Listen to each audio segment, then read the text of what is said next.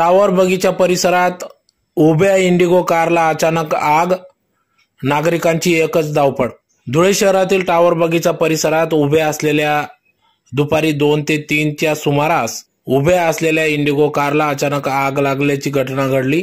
अचानक आग लागल्यामुळे आगीमुळे परिसरात एकच खळबळ उडाली। तर याबाबत अग्निशमन दलास या ठिकाणी तात्काळ पाचारण करण्यात आले। यावेळेस अग्निशमन दल या ठिकाणी घटनास्थळी पोहोचले व आग आटोक्यात आणली। मोठा अनर्थ टळला असून नेमका आग कशामुळे लागली हे स्पष्ट होऊ शकले नाही। तर सदर या घटनेमुळे या ठिकाणी आग आटोक्यात आल्याने अनर्थ टळला।